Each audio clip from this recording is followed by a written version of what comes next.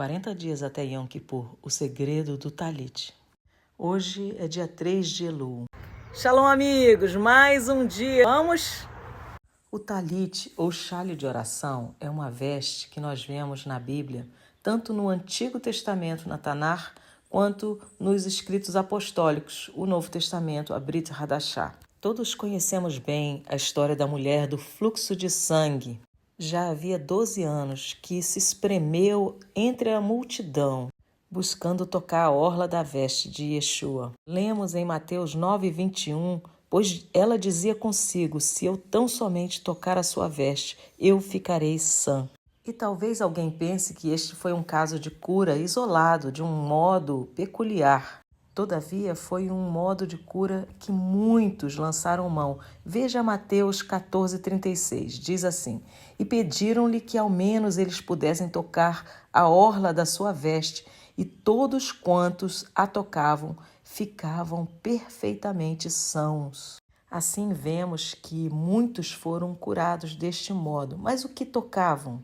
E a resposta encontramos no livro do profeta Malaquias, que não por acaso é o último antes do Novo Testamento e que traz como conselho também no seu último capítulo o seguinte: lembrai-vos da Torá de Moisés, meu servo, que eu lhes ordenei em Horebe para todo Israel, com os estatutos e juízos. Eis que eu vos enviarei Elias, o profeta, antes da vinda do grande e terrível dia de Yod-Heh-Vav-Heh. E ele converterá o coração dos pais aos filhos e o coração dos filhos a seus pais, para que eu não venha e fira a terra com maldição. Esta é uma profecia tanto para nós quanto o foi para aqueles dias em que Yeshua pisou na terra. No capítulo 1, verso 11, nós já lemos: Mas desde o nascente do sol até onde se põe, meu nome será grande entre os gentios, e em todo lugar incenso, que são as orações hoje, será oferecido ao meu nome, e uma oferta pura, porque o meu nome será grande entre os pagãos, diz Yod-Heh-Vav-Heh dos exércitos. No verso 2 do capítulo 4 do profeta Malaquias, nós lemos: Mas para vós que temeis o meu nome, o sol da justiça nascerá com cura nas suas asas, e saireis e crescereis como os novilhos da estrebaria. A palavra traduzida como asas nesta passagem é kanaf. E na versão grega deste texto nós temos crespidon, que é a mesma palavra traduzida por orla, usada para descrever o local em que as pessoas tocavam para serem curadas. O talit é um chale, geralmente da cor branca, que representa a pureza, com listras azuis para representar a conexão com o céu. E ele foi criado para cumprimento do mandamento que está estabelecido em Números, capítulo 15, que a partir do verso 37 nós lemos assim: E Yod-Heh-Vav-Heh falou a Moisés, dizendo: Fala aos filhos de Israel e dize-lhes que nas borlas das suas vestes façam franjas pelas suas gerações, e nas franjas das bordas ponham uma faixa azul, e nas franjas essa faixa estará para que o vejais e vos lembreis de todos os mandamentos de Yod-Heh-Vav-Heh e os cumprais, e não seguireis após o vosso coração, nem após os vossos olhos, após os quais andais adulterando, para que vos lembreis de todos os meus mandamentos e os cumprais, e sejais separados, santos, ao vosso Deus. Eu sou Yod-Heh-Vav-Heh, vosso Deus, que vos tirei da terra do Egito para ser vosso Deus. Eu sou Yod-Heh-Vav-Heh, vosso Deus. As franjas são o tizi-tizi e são feitas de um modo especial, com 8 fios, 5 nós. 5 representa os livros da Torá, que contêm os mandamentos. 8 é um número que representa a eternidade para todo sempre. E o fio azul, a conexão do céu da terra. As franjas, os fios, são soltos na parte inferior, para nos lembrar que nem tudo nós apreendemos ou capturamos de modo completo. Embora hoje, nos nossos dias, o talit seja um chale, nos dias de Jesus, acredita-se que tenha sido como uma veste, uma camiseta, como o talit katan, que não é costurada na parte inferior de modo a manter os 4 cantos, onde o mandamento dizia que os tzitzit precisavam estar pendurados, as franjas. Nos dias de Yeshua era mais propriamente uma veste. As franjas, o tzitzit, são um mandamento. Mas e o chale, o talit, o que representa? Quando no verso 2 do Salmo 104 nós lemos: Tu te cobres de luz como uma veste, quem estende os céus como uma cortina. O talit seria um símbolo do corpo glorificado que Adão perdeu ao pecar. E que Yeshua, o segundo Adão perfeito, na sua transfiguração, narrada no capítulo 17 de Mateus, verso 2, nós lemos: E transfigurou-se diante deles, e a sua face resplandeceu como o sol, e as suas vestes estavam brancas como a luz. Do mesmo modo que a face de Moisés brilhava como a luz ao descer do Monte Sinai, após permanecer na presença do Todo-Poderoso por 40 dias, Yeshua, o Messias, o profeta, como Moisés, mas que temos que ouvir segundo Deuteronômio 18, foi visto em sua glória antes que aquela geração passasse. E as tendas, as coberturas, o local onde os judeus casam até hoje, que é embaixo de um grande talit, simboliza a proteção do marido, do esposo, do noivo pela sua noiva, protegendo-a debaixo das suas asas.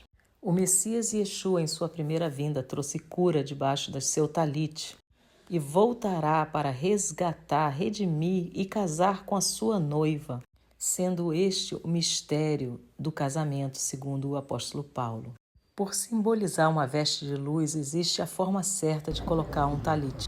Existe uma coroa, uma espécie de gola, que traz uma oração em hebraico, lida antes da colocação, e toda a sua simbologia é belíssima. Aqui o Rosh Carlos Alexandre explicando como colocava. Está entrando nesse lugar da intimidade, envolvido pela palavra do Eterno, né? Que ela seja as nossas vestes, né? Que a palavra do Eterno está simbolizada no tzitzit, que isso vista a nossa vida, né? Como uma grande vestes, né? Vestes novas recebendo, né? Então a gente faz a bênção: Baruch atah Adonai Eloheinu melech haolam asher kideshanu bemitzvotah betzivanu lehitativ betzitzit.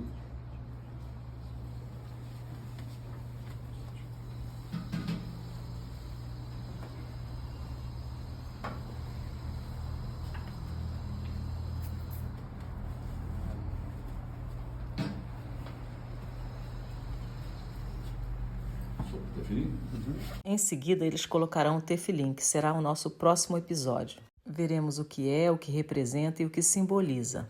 O talit, ele é colocado e retirado do mesmo lado, pelo lado direito, pois na mentalidade hebraica, o lado direito é o lado espiritual e o lado esquerdo, o lado físico. Tudo que é dado nas escrituras como algo natural é para nos ensinar o como devemos viver e assim melhor entender o espiritual. Deus não filosofa, por isso é feito assim. E no mês de Elul, que é o 6º mês, nós temos mais um segredinho.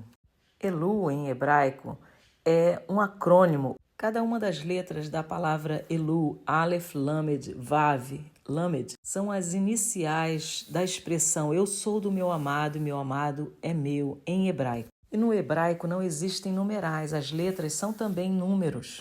E o que se chama de gematria é um outro nível de comunicação que o Eterno tem para conosco. Cobrindo a soma numérica das palavras, nós descobrimos algumas conexões com outras palavras do mesmo valor numérico. E aqui temos que Elul e Biná, ambos somam 67. Biná é a palavra hebraica para entendimento.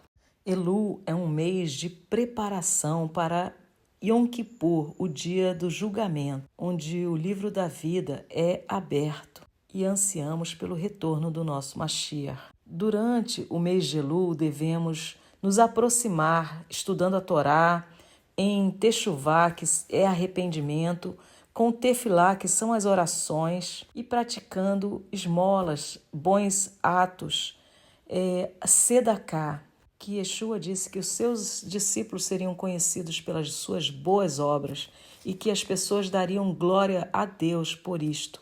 No livro de Provérbios, nós temos ensinado que o temor a Yod-Heh-Vav-Heh é o princípio da sabedoria. E o capítulo 2 começa assim: Meu filho, se receberes as minhas palavras e esconderes contigo os meus mandamentos, para que inclines teu ouvido à sabedoria e apliques o teu coração ao entendimento, Biná, e se clamares por conhecimento e elevares a tua voz por entendimento, Biná, se a buscares como a prata e a procurares como a tesouros escondidos, então entenderás o temor de Yod-Heh-Vav-Heh e acharás o conhecimento de Deus. Aleluia! Uma belíssima promessa para ser vivida e realizada durante este mês de Elul. E tem ainda a cerejinha do bolo, o número 67. 7 fala de completude, de perfeição, a obra completa do Eterno na sua criação. E o 6? O 6 é o número do homem. O Vav, o conector da terra com os céus. O Vav no hebraico pictórico é um prego que ligava a cobertura da tenda, fixando-a no chão. Este foi o projeto do Eterno para o homem, ser esta conexão da terra com os céus. Criado perfeito e voltado a ser aperfeiçoado em Mashiach até a completude do seu projeto com o seu retorno. O 6 que antecede ao 7 na gematria do mês de Elul é um segredinho, o homem que antecede a completude. Este é o movimento a que nos convida o mês de Elul. Aguardamos você para o próximo episódio amanhã. Shalom!